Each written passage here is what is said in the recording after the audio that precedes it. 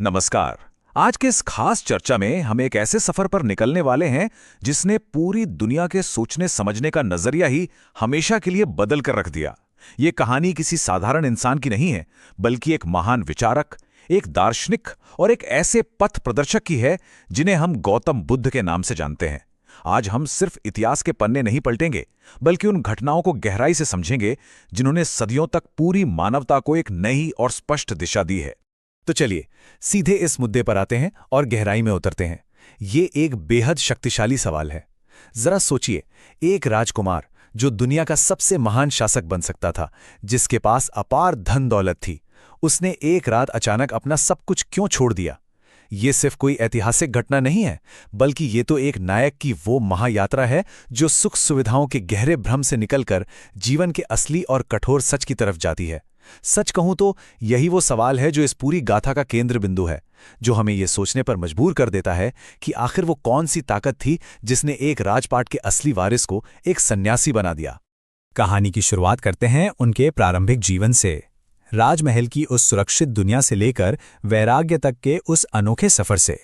अब यहाँ जो सबसे दिलचस्प बात निकल कर आती है वो ये है कि लुम्बिनी में राजा शुद्धोधन और रानी महामाया के घर जब सिद्धार्थ का जन्म हुआ था, तो उसी समय ऋषि असित ने एक बहुत ही अचूक भविष्यवाणी की थी। उन्होंने कहा था कि ये बालक या तो एक महान चक्रवर्ती सम्राट बनेगा या फिर एक महान पवित्र पथ प्रदर्शक।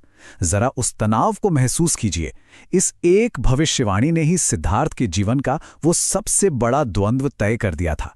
एक पिता जो हर हाल में अपने बेटे को राजा बनाना चाहता था, और दूसरी तरफ नियति जिसने पहले से ही कुछ और बड़ा तय कर रखा था।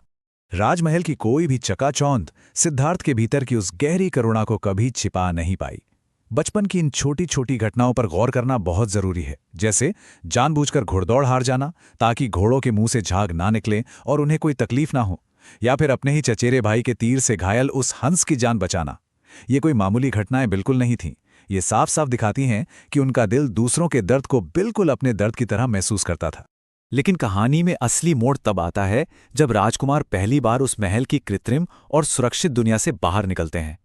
यहाँ एक के बाद एक 4 ऐसे दृश्य उनके सामने आए जिन्होंने उनके दिमाग में एक तूफान सा खड़ा कर दिया। पहला, एक बूढ़ा आदमी जो बता रहा था कि शरीर नश्वर है। दूसरा, एक बीमार इंसान जो शारीरिक कष्टों का जीता जागता सबूत था। तीसरा, एक अर्थी जिसने मौत के अटल सच को सामने लाकर खड़ा कर दिया। और फिर चौथा, एक शांत प्रसन्नचित्त सन्यासी। इन 4 दृश्यों ने सिद्धार्थ को जीवन की उस कठोर सच्चाई से रूबरू करा दिया जिससे अब तक उनसे बहुत ही बारीकी से छिपाकर रखा गया था।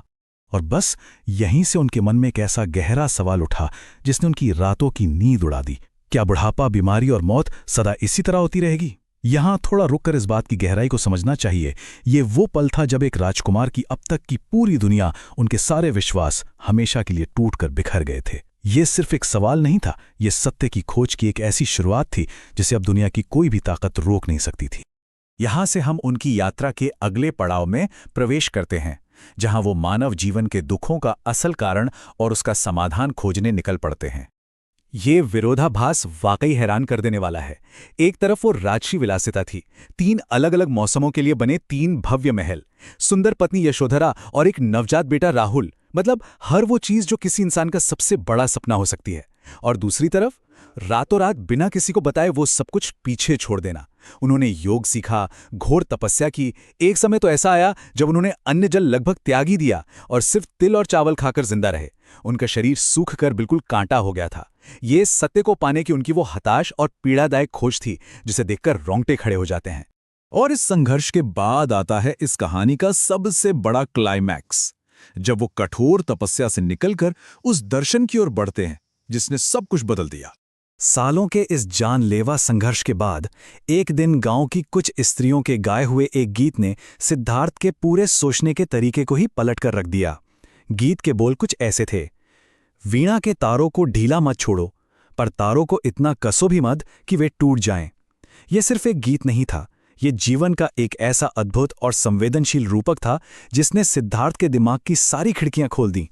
इस एक बात ने उन्हें उस अतिवादी तपस्या से बाहर निकाल लिया जो उन्हें मौत के मुहाने तक ले आई थी।